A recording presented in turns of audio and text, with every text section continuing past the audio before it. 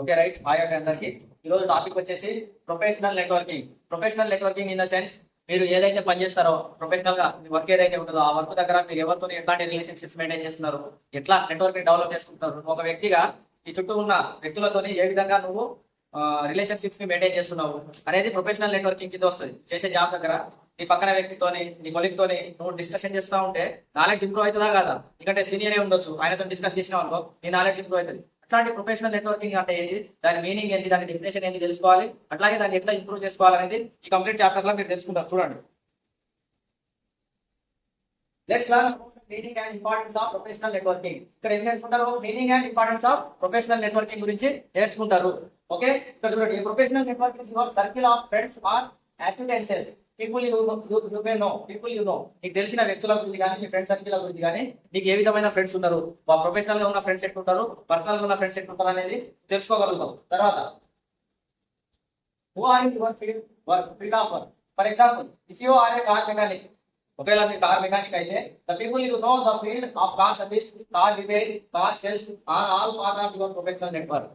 ఒక car mechanic అయితే ఈ ప్రొఫెషనల్ నెట్వర్క్ లో ఎవరెవరు ఉంటారు? కార్ సేల్ చేసేటోళ్ళు ఉంటారు, కార్ రిపేర్ చేసేటోళ్ళు ఉంటారు, ఇంకేమన్నాడు కార్ సర్వీస్ సెంటర్ లో పనిచేసేటోళ్ళు ఉంటారు. అంతే కదా. ఒకవేళ నేను టీచింగ్ ఫీల్డ్ లో ఉన్నా అనుకోండి, నాకు ఎవరు ఉంటారు? వేరే కాలేజ్ తీసుకున్న సార్స్ కానీ, టీచర్స్ కానీ, ఏటీఓస్ కానీ, అసిస్టెంట్ ట్రైనింగ్ ఆఫీసర్స్ కానీ, ఇట్లాంటి వాళ్ళు నా ప్రొఫెషనల్ నెట్వర్క్, నా ఫీల్డ్ లో ఉంటారు. అంతే కదా. ఒకవేళ మీరు స్టూడెంట్స్ అనుకోండి, మీ నెట్వర్క్ లో ఎవరు ఉంటారు? మీ క్లాస్మేట్స్, స్టూడెంట్స్, లేదా వేరే కాలేజ్ లో ఉన్న స్టూడెంట్స్, వాళ్ళు మీ ఫీల్డ్ లో ఉంటారు. అట్లా దాన్ని మనం ఏమంటాం?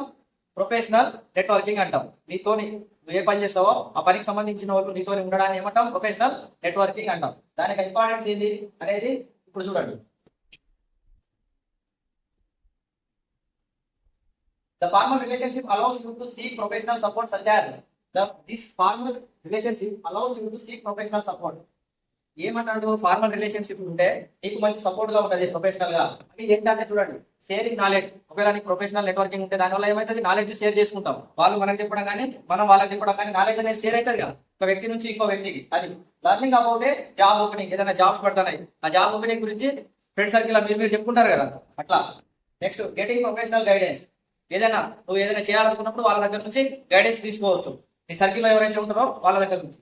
Finding new clients. ఒకవేళ నువ్వు ఒక ఏదైనా ఇన్సూరెన్స్ పాలసీస్ చేయాలనుకున్నప్పుడు నీ క్లయింట్స్ దొరకాలి కదా. అట్లా కొత్త క్లయింట్స్ ని నువ్వు ఫ్రెండ్ సర్కిల్ ద్వారా సంపాదించవచ్చు. అరే మా దగ్గర ఒకరు ఉన్నాడు రా కడతా అంటాడు ఇన్సూరెన్స్ అంటే, నువ్వు ఏం చేస్తావు? వాళ్ళ ద్వారా వాడిని పట్టుకొని ఇన్సూరెన్స్ చేపిస్తావు. క్లయింట్స్ దొరుకుతారు, కొత్త క్లయింట్స్. ఏదైనా కంపెనీ పెట్టాలనుకున్నప్పుడు కానీ ఫినాన్షియల్ గా సపోర్ట్ చేయడానికి క్లయింట్స్ కావాలి కదా.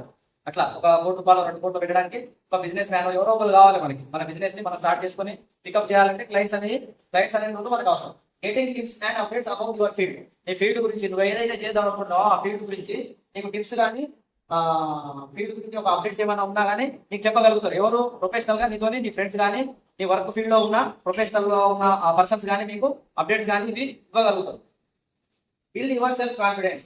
ఒకవేళ నీ సర్కిల్లో ఒక 10-20 మంది ఉంటే నీ కాన్ఫిడెన్స్ పెరుగుతుంది. నాకు 10 మంది ఉన్నారా ఏదైనా ప్రాబ్లమ్స్ చెప్పడానికి, చేయడానికి అనే సెల్ఫ్ కాన్ఫిడెన్స్ వస్తుంది. Professional network supports you in your career growth and reaching your professional goals. నీ కెరియర్ గోల్స్ ని డెవలప్ చేసుకోవడంలో నీకు వాళ్ళు హెల్ప్ అవుతారు. అలాగే నీ ప్రొఫెషనల్ గోల్స్ ఏమైనా ఉంటే ఆ గోల్స్ ని అధిగమించడంలో కూడా వాళ్ళ యొక్క సహాయ సహకారాలు మీకు ఉంటాయి అని చెప్తాడు. ఇది ప్రొఫెషనల్ నెట్వర్కింగ్ గురించి. చూడండి. Let's learn about how to build a professional network. మనకు ఉన్నది ప్రొఫెషనల్ నెట్వర్క్ ఉన్నది, ఇంకా దాన్ని పెంచుకోవాలి.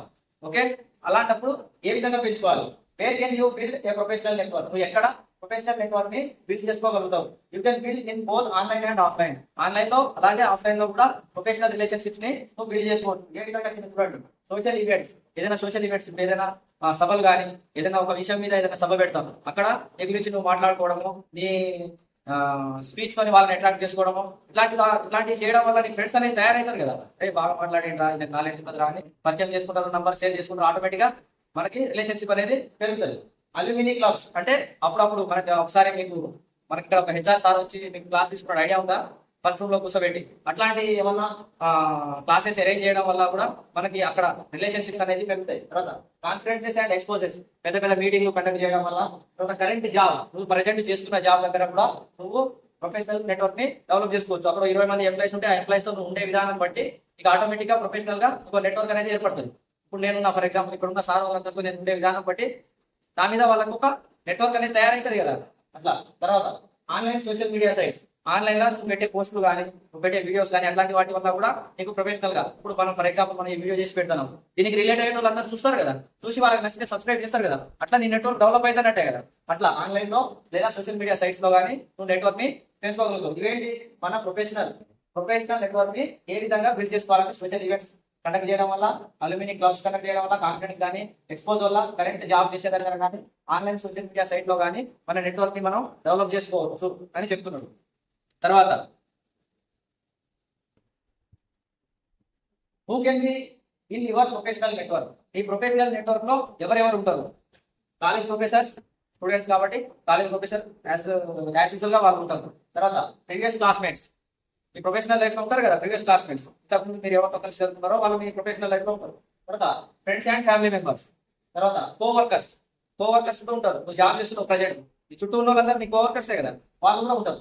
తర్వాత members of professional clubs or associates, కొంతమంది క్లబ్స్ లలో పోయి రోజు అక్కడ ఏదో గేమ్ ఆడడం లేదా చెప్పు చేయడం అట్లాంటివి చేస్తా ఉంటారు. అక్కడ వాళ్ళంతా కలిసి ఒక టీం అంటే ఒక కమిటీ పెట్టుకోవడము, ఒక కమ్యూనిటీ లెక్క ఫామ్ అవుతా ఉంటారు. ఒక కాలనీలో వచ్చి ఒక 10 మంది ఒక కమ్యూనిటీ లెక్క తయారై వాళ్ళ కమిటీ అని చెప్పుకుని వాళ్ళ పెట్టుకుంటారు. అట్లాంటి members of professional clubs or associates, కొంతమంది కలిసి ఏదైనా మాది కమిటీ అని పెట్టుకోవడం. ఇది ఇవేంటి హుకెన్ యువర్ ప్రొఫెషనల్ నెట్వర్క్. ఈ నెట్వర్క్ లో ఎవరు ఉంటారు అనేది college professors, previous classmates, friends and family, coworkers, members of professional clubs or associates.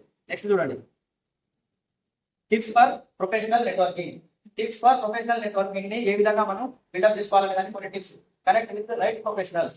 నీకు ఏ విధమైన ఏ ప్రొఫెషన్ లో నువ్వు ముందుకెళ్ళాలనుకుంటున్నావో ఆ ప్రొఫెషన్ లో ఉన్న వాళ్ళతో కనెక్ట్ కావాలి. Connect with right professionals. నువ్వు ఏ ఫీల్డ్ లో పైకి ఎదగాలనుకుంటున్నావో ఆ ఫీల్డ్ కి సంబంధించిన వాళ్ళతోని కనెక్ట్ కావాలి.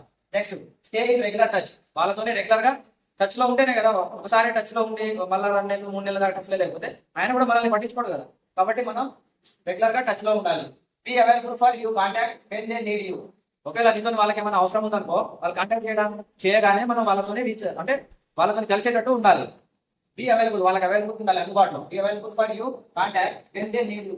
నీ అవసరం వాళ్ళకి ఎప్పుడు ఉంటే అప్పుడు వాళ్ళకి అవైలబుల్ గా అందుబాటులో ఉండగలగాలి.